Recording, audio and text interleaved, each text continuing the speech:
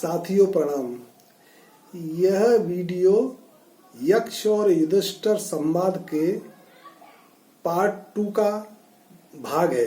पिछले पार्ट 1 में हमने यक्ष युधिष्ठिर संवाद के 14 प्रश्नों के बारे में चर्चा की थी।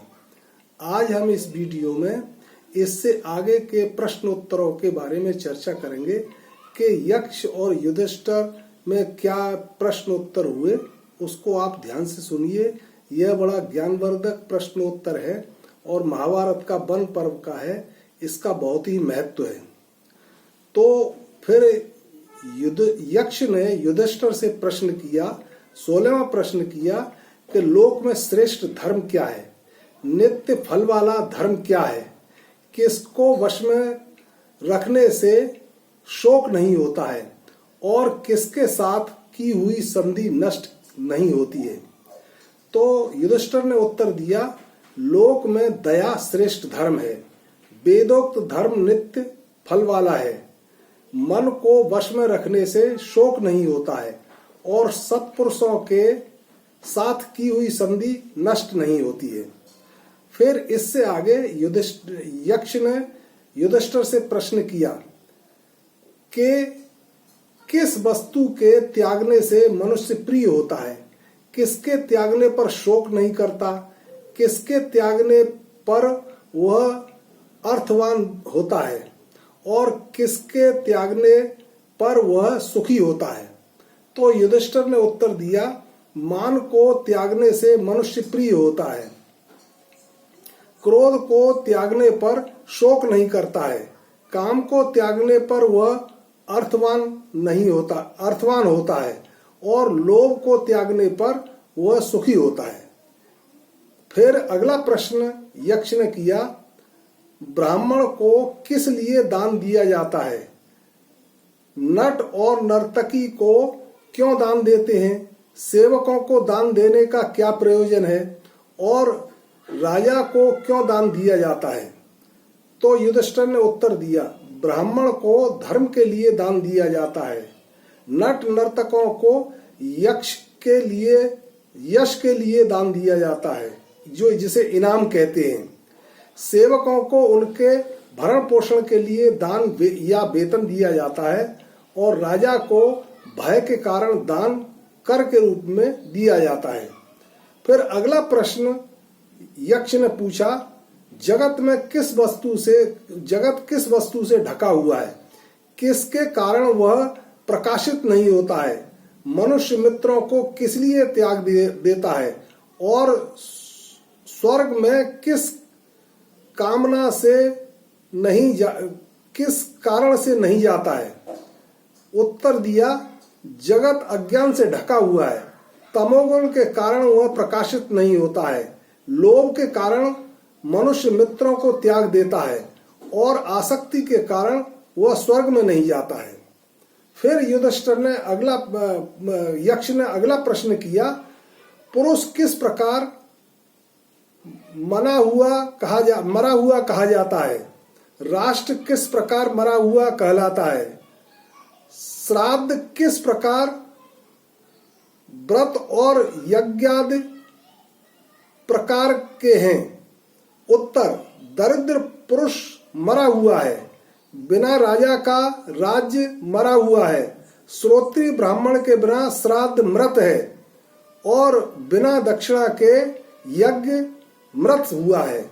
इस तरह से युधिष्ठिर ने यक्ष को उत्तर दिया।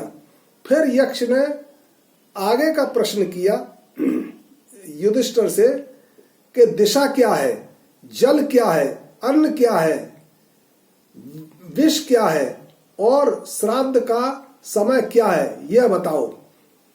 फिर युधिष्ठिर ने उत्तर दिया, सत्पुरुष दिशा है, क्योंकि वे भगवान के प्रति का मार्ग बदलते हैं, और आकाश जल है, गौ अन्न है, क्योंकि गौ से दूध घी आदि हव्य मिलता है, उससे हवन द्वारा वर्षा होती है और वर्षा से अन्न उत्पन्न होता है, प्रार्थना कामना विष है और ब्राह्मण ही श्राद्ध का समय है, अर्थात जब उत्तम ब्राह्मण मिले उसी समय श्राद्ध करना चाहिए। फिर यक्ष ने प्रश्न किया, उत्तम क्षमा क्या है और दम क्या कहलाता है? लज्जा किसे कहते हैं? तप का लक्षण क्या है? तो युधिष्ठिर ने उत्तर दिया, द्वंद्वों को सहन करना क्षमा है, मन का दमन दम है, न करने योग्य काम से दूर रहना लज्जा है, अपने धर्म में रहना तप है। फिर अगला प्रश्न किया कि यक्ष ने पूछा, राजन ज्ञान किसे कहते हैं? श्रम क्या कहलाता है? दम किसका नाम है? और आजर्व सरलता किसे कहते हैं? युधिष्ठिर ने उत्तर दिया, युधिष्ठिर बोले, वास्तविक वस्तु को ठीक ठीक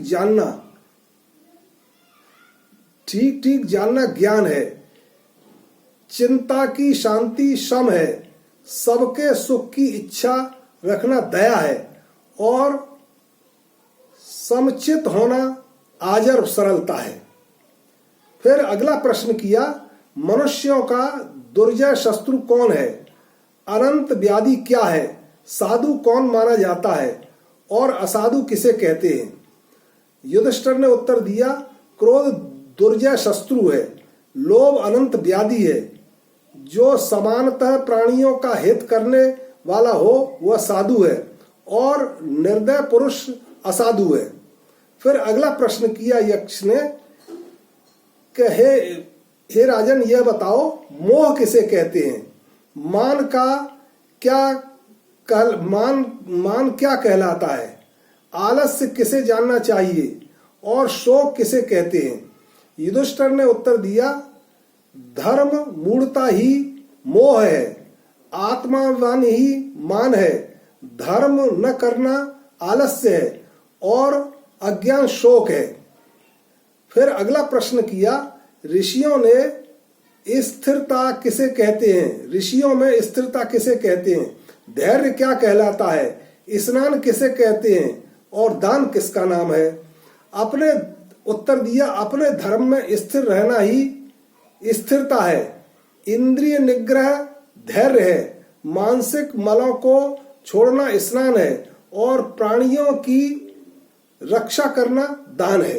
इस तरह से प्रश्न उत्तर दिए। अब इससे आगे के प्रश्न उन्होंने किया। यक्ष ने पूछा, तुमने मेरे सब प्रश्नों के उत्तर ठीक ठीक दिए हैं, अब तुम यह बताओ, पुरुष की भी व्याख्या कर दो, और यह बताओ कि सबसे बड़ा धनी कौन है?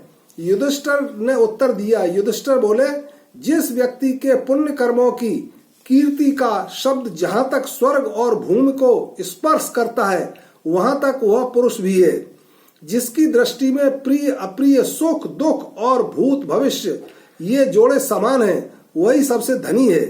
यक्ष ने कहा, राजन, तुमने मेरे सभी प्रश्नों के उत्तर ठीक ठीक दिए हैं, इसलिए तुम्हारे सभी भाई जीवित हो जाएं। तब फिर धर्मराज ने युधिष्ठिर को उपदेश दिया। यक्ष ने धर्मराज युधिष्ठिर को उपदेश दिया। युधिष्ठिर ने पूछा, भगवान आप कौन हैं? आप देवश्रेष्ठ यक्ष ही हैं? यक्ष ने कहा, भरत श्रेष्ठ, मैं तुम्हारा पिता धर्मराज हूँ, तुम्हें देखने के लिए ही आया था। यश सत्य दम शौच मृत्युता लज्जा अचंचलता दान तप और ब्रह्मचर्य ये सब मेरे शरीर हैं, तथा अहिंसा समता शांति तप शौच और अमत्सर, इन्हें तुम मेरा मार्ग समझो। तुम मुझसे सदा ही प्रिय हो। यह बड़ी प्रसन्नता की बात है कि तुम्हारी शम दम उपरति तितिक्षा और समाधान इन 5 साधनों पर प्रीति है, तथा तुमने भूख प्यास शोक मोह और जरा मृत्यु इन 6 दोषों को जीत लिया है।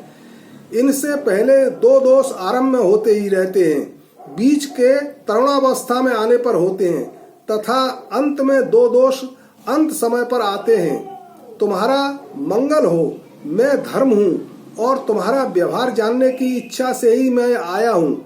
निष्पाप राजन, तुम्हारी समदृष्टि के कारण मैं तुम पर प्रसन्न हूं, तुम अभीष्ट वर मांग लो।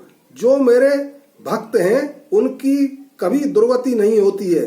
जो लोग इस श्रेष्ठ आख्यान को ध्यान में रखेंगे, उनके मन की अधर्म में, शुद्ध सुखद्रोही में, दूसरों का धन हनन करने में परम गति नहीं होगी, कभी प्रवृत्ति नहीं होगी। धन हड़पने में कभी किसी की दुर्गति नहीं होगी। ऐसा युधिष्ठिर से और यक्ष ने कहा। फिर यक्ष ने कहा कि तुम और वर मांग लो, लेकिन मैं अभी तुमसे और भी प्रश्न करना चाहता हूं। इस तरह से धर्मराज युधिष्ठिर से यक्ष ने लगभग महाभारत में 140 प्रश्न किए हैं। उसका धर्मराज युधिष्ठिर ने उनका ठीक ठीक उत्तर दिया है और फिर वो आगे स्वर्गारोहण के लिए उनको आमंत्रित करते हैं। इसी के साथ यह यक्ष और युधिष्ठिर संवाद का आख्यान समाप्त होता है। आगे हम किसी और विषय को लेकर आपके सामने प्रस्तुत होंगे। तब तक के लिए जय श्री कृष्ण।